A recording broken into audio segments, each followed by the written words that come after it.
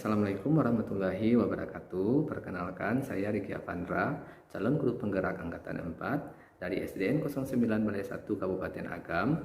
Saya akan memberikan tanggapan refleksi kritis terhadap pemikiran Ki Hajar Dewantara tentang pendidikan.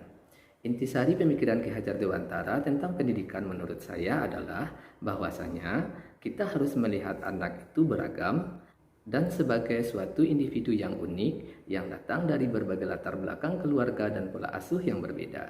Setiap anak adalah berbeda, karena itu didiklah mereka sesuai dengan kelebihannya masing-masing.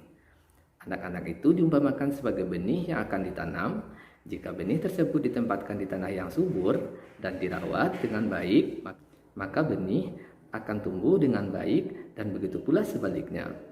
Disinilah tugas kita sebagai seorang pendidik untuk dapat membuka dan menggali setiap potensi yang dimiliki oleh anak dan meminimalisir segala keterbatasan dan kekurangannya.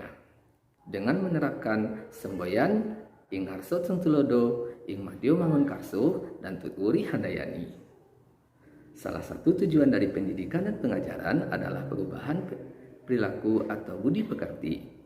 Dalam mewujudkan budi pekerti, menurut Ki Hajar Dewantara, keluarga menjadi tempat utama dan paling baik untuk melatih pendidikan sosial dan karakter bagi seorang anak, untuk mendapatkan teladan, tuntunan, pengajaran dari orang tua. Proses pembelajaran yang mencerminkan pemikiran Ki Hajar Dewantara yaitu proses menggali setiap potensi dengan memberikan ruang dan kesempatan yang seluas-luasnya untuk menemukan kebebasannya dalam belajar, mempelajari tipe-tipe belajarnya, menuntun dengan memberikan bimbingan, motivasi dan memfasilitasi pembelajaran mereka, memberikan pembelajaran yang bervariatif sesuai dengan kebutuhannya. Dengan menanamkan budi pekerti yang luhur yang dapat menggali cipta, rasa dan karsa sehingga melahirkan karya dan raga yang kuat yang sesuai dengan kodrat, alam dan zamannya. Yang harus dilakukan agar proses pembelajaran mencerminkan pemikiran Ki Hajar Dewantara yaitu seperti kata beliau, didiklah anak itu sesuai dengan zaman dan alamnya. Sekarang ini anak-anak disebut sebagai generasi milenial atau bahkan generasi Z yang mewakili generasi abad 21. Yaitu generasi yang menyukai kebebasan dalam belajar. Oleh karena itu, kita harus menerapkan pendidikan abad 21 yang menuntut keterampilan 4C, yaitu critical thinking, creativity, collaboration, dan communication untuk menyongsong revolusi industri 4.0.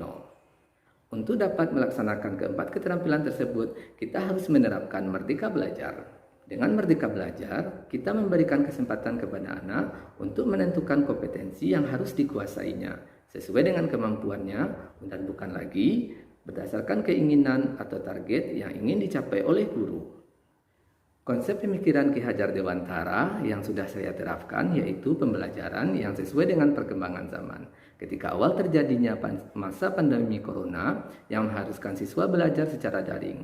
Di sini saya mencoba mempelajari dan menggunakan teknologi informasi dan komunikasi untuk melakukan pembelajaran secara daring menggunakan berbagai aplikasi yang mudah diakses oleh siswa sehingga saya dapat melakukan pembelajaran tatap muka secara virtual.